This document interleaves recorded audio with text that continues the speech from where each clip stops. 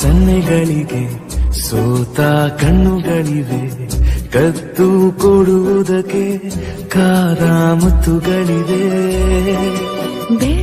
Okay, ನಾನು masala bread ರೋಸ್ಟನ್ನು ಮಾಡ್ತಿರೋದು. ಅದಕ್ಕೇನೆಲ್ಲ ಸಾಮಗ್ರಿ ಬೇಕು: ಒಂದು ಟೊಮ್ಯಾಟೊ, ಒಂದು ಕ್ಯಾರೆಟು, ಒಂದು ಈರುಳ್ಳಿ, 2 ಹಸಿಮೆಣ್ಸಿಕಾಯಿ, ಕರಿಬೇವು, ಕೊತ್ತಂಬರಿನ ಕ್ಲೀನಾಗಿ ವಾಶ್ ಮಾಡಿಕೊಂಡು ರೆಡಿ ಮಾಡಿಟ್ಕೊಂಡಿದ್ದೀನಿ. ಅದೇ ರೀತಿ ಚೆನ್ನಾಗಿ ಅದನ್ನೆಲ್ಲ ಕೂಡ ಸಣ್ಣದಾಗಿ ಹೆಚ್ಚಿ ರೆಡಿ ಮಾಡಿಟ್ಕೊಂಡಿದ್ದೀನಿ.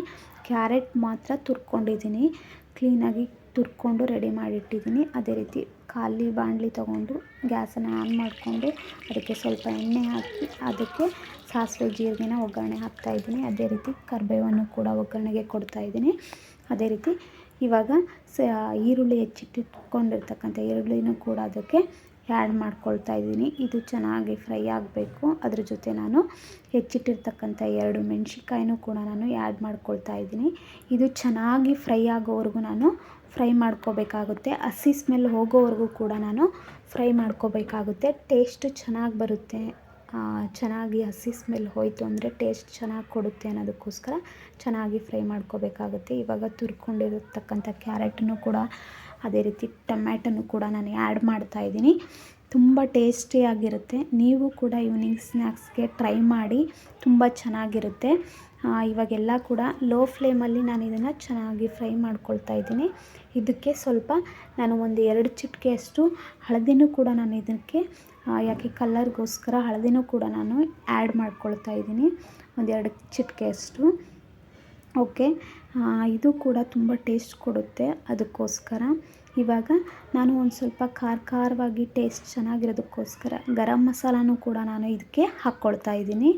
ನೀವು ಬೇಕಂದರೆ ಹಾಕ್ಕೊಳ್ಬೋದು, ಇಲ್ಲಾಂದರೆ ಸ್ಕಿಪ್ ಮಾಡ್ಬೋದು. ಓಕೆ, ತುಂಬ ಟೇಸ್ಟ್ ಚೆನ್ನಾಗಿ ಕೊಡುತ್ತೆ ಅನ್ನೋದಕ್ಕೋಸ್ಕರ ನಾನು ಆ್ಯಡ್ ಮಾಡ್ಕೊಳ್ತಾ ಇದ್ದೀನಿ. ಓಕೆ, ಈಗ ಹೆಚ್ಚಿಟ್ಕೊಂಡಿರ್ತಕ್ಕಂಥ ಕೊತ್ತಂಬರಿನೂ ಕೂಡ ಹಾಕಿ ಚೆನ್ನಾಗಿ ಫ್ರೈ ಮಾಡ್ತಿದ್ದೀನಿ ಲೋ ಫ್ಲೇಮಲ್ಲಿಟ್ಟು. ಓಕೆ, ಇವಾಗ ರುಚಿಗೆ ತಕ್ಕಷ್ಟು ಉಪ್ಪನ್ನು ಕೂಡ ಹಾಕ್ಕೊಳ್ತಾ ಇದ್ದೀನಿ. ಇದನ್ನು ಚೆನ್ನಾಗಿ ಮಿಕ್ಸ್ ಮಾಡ್ಕೊಳ್ಬೇಕಾಗುತ್ತೆ. ಮಿಕ್ಸ್ ಮಾಡಿಕೊಂಡು ಗ್ಯಾಸನ್ನು ಆನ್ ಮಾಡಿಕೊಂಡು ನಾನಿವಾಗ ತವಾನ ಇಟ್ಕೊಂಡು ತವಾದ ಮೇಲ್ಗಡೆ ಒಂದು 1/4 ಸ್ಪೂನಷ್ಟು ನಾನು ತುಪ್ಪನ ಹಾಕ್ಕೊಂಡು, ತವಾ ಕಾದಿದೆ, ತುಪ್ಪನ ಹಾಕ್ಕೊಂಡಿದ್ದೀನಿ. ಇವಾಗ ಬ್ರೆಡ್ಡನ್ನು 1 ಪೀಸ್ ಬ್ರೆಡ್ಡನ್ನು ಹಾಕ್ಕೊಂಡು ಅದನ್ನು ರೋಸ್ಟ್ ಮಾಡಿದ್ದೀನಿ. ಒಂದು ಸೈಡು ಚೆನ್ನಾಗಿ ರೋಸ್ಟ್ ಆಗಿದೆ. ನೀವು ಸ್ವಲ್ಪ ಬೇಕಾದರೆ ರೋಸ್ಟ್ ಮಾಡ್ಕೋಬೋದು, ಜಾಸ್ತಿ ಬೇಕಾದರೂ ಕೂಡ ಮಾಡ್ಕೋಬೋದು. ನಾನು ಜಾಸ್ತಿ ಮಾಡ್ಕೊಂಡಿದ್ದೀನಿ.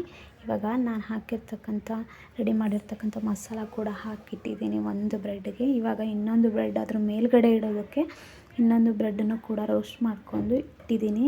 ನೋಡಿ ಯಾವ ರೀತಿ ಬಂದಿದೆ ಅಂತ. ನೀವು ಜಾಸ್ತಿ ಕ್ರಿಸ್ಪಿಯಾಗಿ ಬೇಕು ಅಂತಂದರೆ ಜಾಸ್ತಿ ರೋಸ್ಟ್ ಮಾಡ್ಕೊಳ್ಳಿ ಬ್ರೆಡ್ನ, ಇಲ್ಲ ಲೈಟಾಗಿ ಸಾಕು ಅಂತಂದರೆ ಲೈಟಾಗಿ ಒಂದು ಸ್ವಲ್ಪ ರೋಸ್ಟ್ ಮಾಡ್ಕೊಳ್ಳಿ. ನಾನು ಜಾಸ್ತಿ ಕ್ರಿಸ್ಪಿಯಾಗಿ ಬೇಕು ಅನ್ನೋದಕ್ಕೋಸ್ಕರ ನಾನು ಜಾಸ್ತಿ ರೋಸ್ಟ್ ಮಾಡಿಕೊಂಡಿರೋದಕ್ಕೆ ಈ ಥರ ಕಾಣಿಸ್ತಿದೆ. ನಾನು ಕೂಡ ಟೇಸ್ಟ್ ನೋಡಿದ್ದೀನಿ, ಸಖತ್ತಾಗಿದೆ.